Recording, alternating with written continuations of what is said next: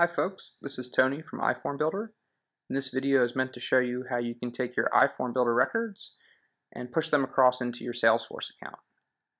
The example we're going to show you today is using a lead capture form and creating a new lead in your Salesforce account. So you can see currently I have no leads in my Salesforce account. I've actually just cleaned everything up. So we'll go back over to our iFormBuilder side and take a look at the form that I've built here. So very straightforward lead capture form, some simple fields, and you can expand on this example if you like, but we're going to go ahead and move forward with this. Now that you can take a look at the form, let's go look at Zapier. So we're going to use our standard catch hook for the iFormBuilder side, and then select the Salesforce Create Lead component.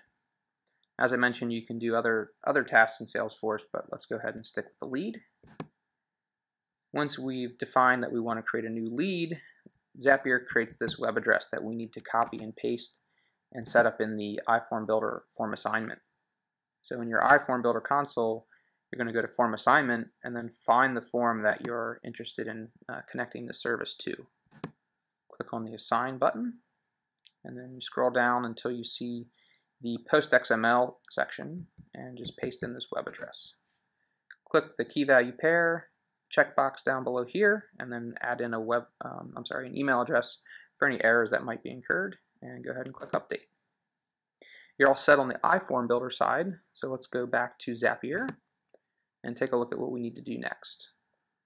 If you don't have a Salesforce account linked, the next step for you is to go ahead and add your Salesforce account. And I've gone ahead and done that ahead of time and selected that I want to use Tony's Salesforce. It's always a good idea to test your accounts right here just to make sure everything is linked up properly. Now that we know that we have a good connection through, let's scroll down and start building our lead. Now I've sent a record through before the video started, that way we can have these field names available, and these are the iForm field names that we've created over here in our form.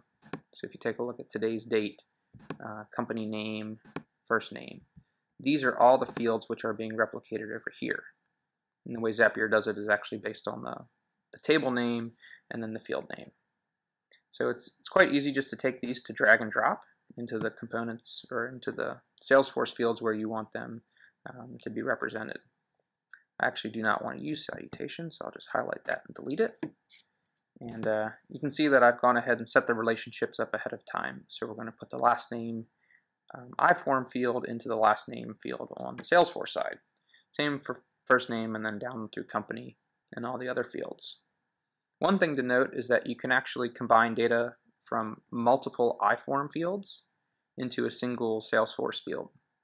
And in this case, I'm using modify date, and I've added in the static text and also the created by field on the iForm side.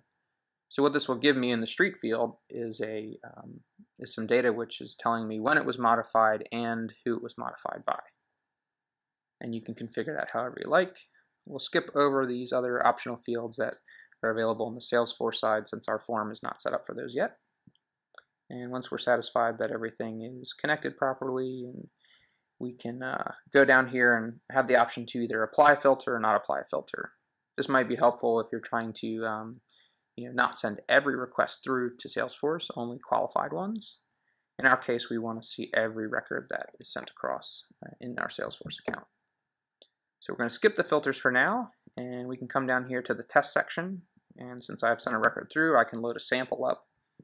And at this point, I would be able to push this record across and to check it out, make sure it looks good on Salesforce side. I've done this before the video started, and I know it's all set up correctly.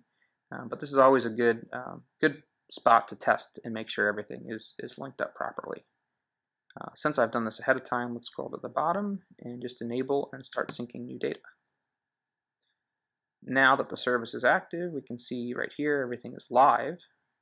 Just jump over to the Salesforce side and go ahead and bring my device up. So I need to just enable AirPlay. Okay, there we go. And you can see that my lead section is empty on my Salesforce account currently. But I've gone ahead and started this new record.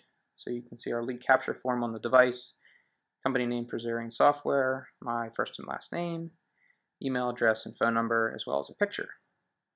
And so I'm ready to submit this record. Go ahead and click submit. And the record is going to go ahead and sync back to the iFormBuilder server, and it's going to wake up the Zapier service to let Salesforce know that a new record's come in and that it needs to be created on the Salesforce side. We can refresh our browser and you can see that this record has already landed in the Salesforce account. I can click on this entry for more details and see all of the values that we linked up from iForm into Salesforce. So here's the address. This is how it looks. The created date, the word and then also the user which created this record. Now I put the photo that I collected in the iForm record into the website field since it selects a hyperlink.